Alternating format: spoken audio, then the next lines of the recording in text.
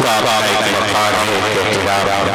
میں اس وقت چند لمحات کے لیے گزارش کر رہا ہوں جناب مفتی اویس شبلی صاحب سے، اور گزارش ہے ان سے اس وقت خطاب کے لیے کہ آپ تشریف لائیں، کچھ وقت قرآن کریم کے تعلق سے اس مجمع کو ان کے گوش و گزار تشکیل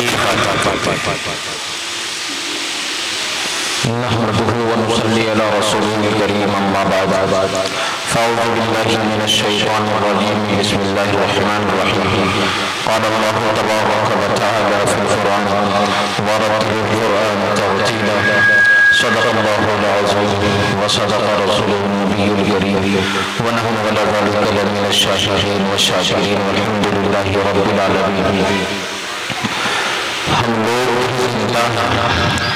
ذرا بول کے دیکھو، خاموش کتابیں ہیں ذرا کھول کے دیکھو، ہم لوگ زندہ ہیں ذرا بول کے دیکھو، خاموش کتابیں ہیں ذرا کھول کے دیکھو، ہر شخص عقیدت سے نہ جھک جائے کہ کہنا کانوں میں تلاوت کا رس ذرا کھول کے دیکھو۔ حاضری صرف چند لمحات کے لیے آپ کے درمیان حاضری ہوئی، مشکل سے 5-7 منٹ میں اپنی بات کو پوری کرنے کی کوشش کروں گا، کیونکہ آپ بھی جانتے ہیں اشتہار سے بھی معلوم ہو رہا ہے کہ یہ کوئی واضح خطابت کی مجلس نہیں ہے، یہ قرات کی اور نعت کی محفل ہے۔ چند لمحات کے لیے مجھے مدعو کیا گیا ہے۔ حاضرین آپ جانتے ہیں قرآن کریم کی تعلق سے اس مجلس کا انعقاد ہوا۔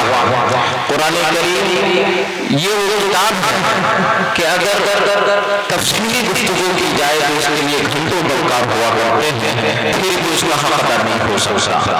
حاضرین قرآن کریم کی فضیلت اور خطبے کے بعد قرآن کریم کی جو میں نے تلاوت آپ حضرات کے سامنے پڑھی ورتل قرآن ترتیلا، اللہ تبارک و تعالیٰ قرآن کریم میں ارشاد فرما رہا ہے کہ قرآن کریم کو جب تم پڑھو تو ترتیل کے ساتھ میں پڑھو۔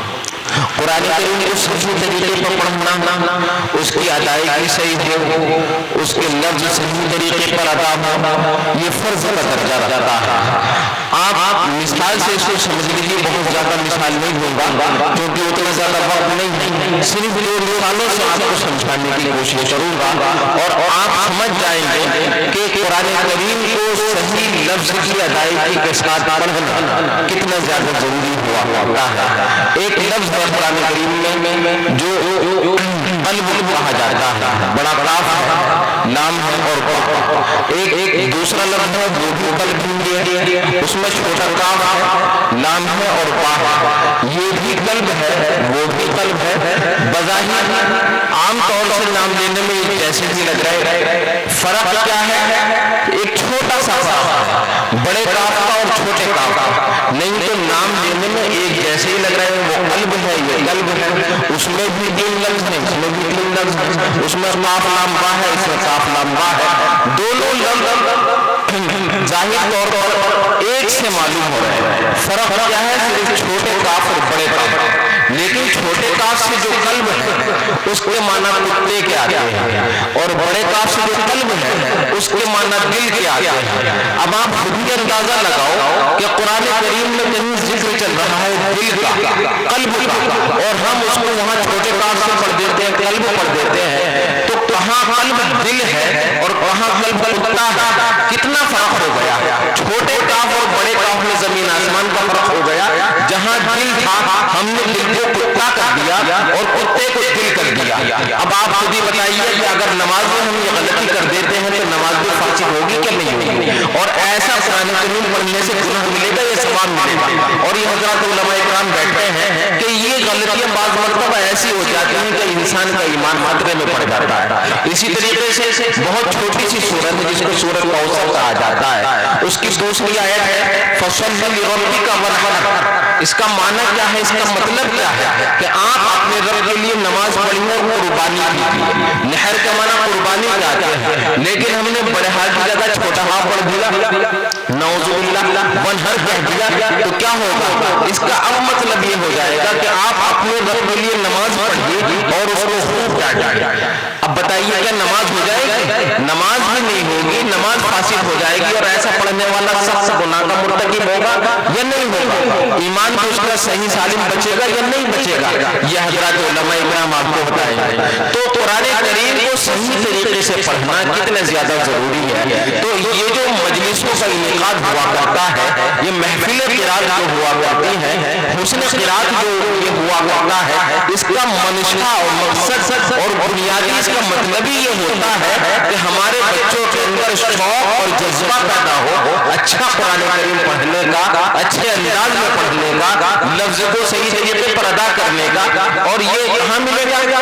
مدارس میں. آپ اچھی جگہ اپنے بچوں کو داخلہ کرائیں گے اپنے بچوں کا, تو وہ صحیح طریقے پر قرآن کریم پڑھنے والے بنیں گے. اسی لیے قرآن کریم کو ہمیں خود بھی صحیح طریقے پر پڑھنا ہے, اور اپنی نسلوں کو یہ امانت, یہ دولت صحیح طریقے پر ہمیں دینی ہے. کہ اگر ہم نے بتائیے, ہم یہ اس کے انکار نہیں کر رہے ہیں, اس کا ممکن نہیں ہے کہ ہم اپنے بچوں کو اچھے اسکول میں نہ پڑھائیں, اچھی جگہ ٹیوشن نہ پڑھائیں. ہر انسان کی یہ فکر ہوا کرتی ہے, اس کی یہ چاہت ہوا کرتی ہے, یہ کوشش ہوا کرتی ہے کہ میرا بچہ بہت اچھی جو سب سے ہائی فائی اسکول اس میں پڑھے. اسی طریقے سے ہم ٹیوشن پڑھانے کا جب معاملہ آتا ہے, اس میں بھی یہ انکوائری کرتے ہیں, یہ تحقیق کرتے ہیں کہ بھئی اچھا ٹیوشن کون پڑھاتا ہے. تو جہاں اچھا ٹیوشن پڑھایا جاتا ہے, ہم اپنے بچوں کو وہاں بھیجنے کی کوشش کرتے ہیں, اور کرنی بھی چاہیے.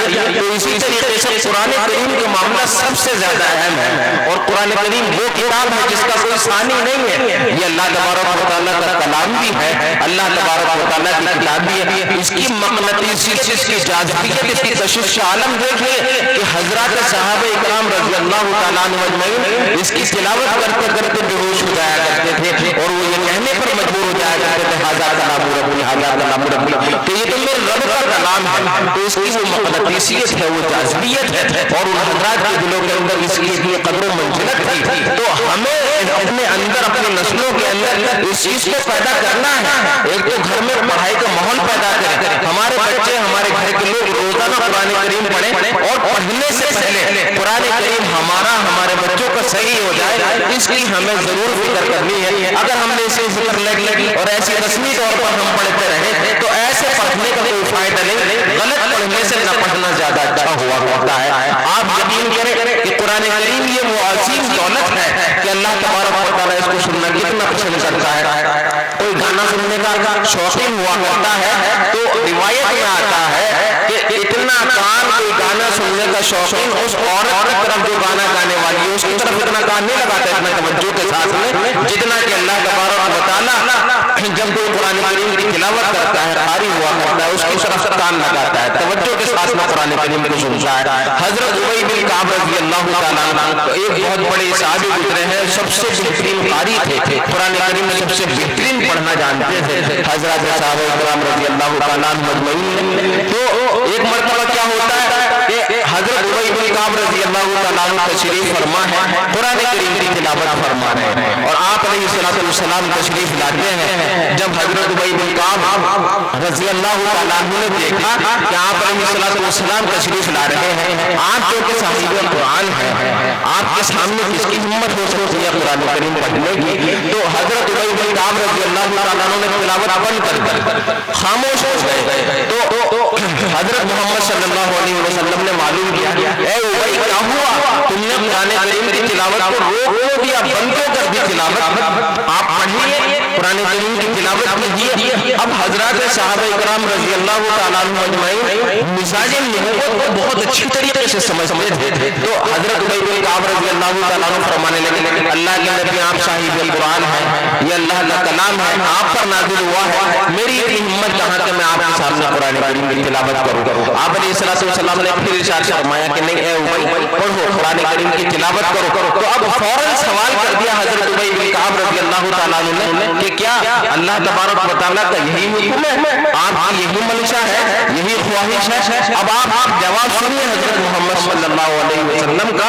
آپ علیہ السلام نے ارشاد فرمایا اے ابی ہاں میں بیٹھا ہوا تھا، اللہ تبارک و تعالیٰ کا حکم ہوا اے میرے محبوب جاؤ دیکھو ابی قرآن کریم کی تلاوت کر رہا ہے، اور میرے محبوب جا کر تو بھی قرآن کریم کی تلاوت کو سنو، تیرا پروردگار بھی قرآن کریم کی تلاوت کو سنے گا۔ تو یہ ایسی عظمت والی کتاب ہے کہ اللہ تبارک و تعالیٰ اس کی تلاوت کو بے انتہا پسند کرتا ہے۔ اور مسلمانوں کو چھوڑیے، حضرات صحابہ کو چھوڑیے، آپ دور حاضر میں آ جائیے، اپنی بات کو ختم کر رہا ہوں کہ آپ دور حاضر میں آ جائیے، ایک غیر مسلم ایک مسلمان سے سوال کرتا ہے کہ ارے بھائی مسلمانوں جب تم قرآن کریم پڑھتے ہو تو اس کی تلاوت کرتے ہو ہلتے کیوں ہو؟ آپ نے دیکھا ہوگا کہ انسان جب قرآن کریم پڑھتا ہے تو وہ ہلنے لگتا ہے، کوئی دائیں بائیں ہل رہا، کوئی آگے پیچھے کو ہلتا ہے، تو اس کا یہ معاملہ ہوتا ہے، اس کی عادت ہے انسان کہ جب قرآن کریم کی تلاوت شروع ہوتی ہے تو وہ ہلنا شروع کر دیتا ہے۔ تو ایک غیر مسلم ایک مسلمان سے پوچھتا ہے کہ ارے بھائی جب تم قرآن کریم کی تلاوت کرتے ہو تو ہلتے کیوں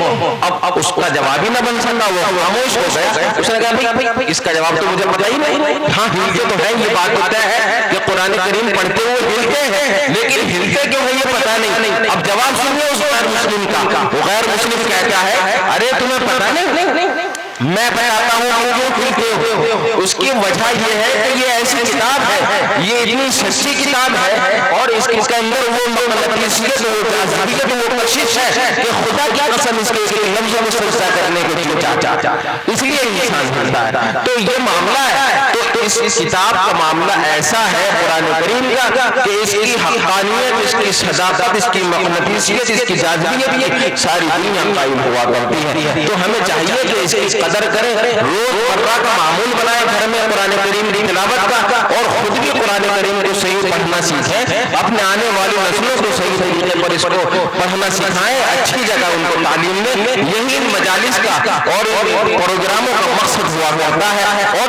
جو مسلمان بھٹکتا پھر رہا ہے، اگر 100% قرآن کریم پہ عمل کرنے لگے تو خدا کی قسم اس کی ساری پریشانیاں دور ہو جائیں۔ بس اپنی بات کو ختم کر رہا ہوں اس جملے کے ساتھ، اس شعر کے ساتھ میں کہ فرصت ملے نہ ملے مجھ کو پڑھنا ضرور، فرصت ملے نہ ملے مجھ کو پڑھنا ضرور، میں تیری رجحانوں کا مکمل جواب ہوں۔ وآخر دعوانا الحمدللہ۔ ماشاءاللہ۔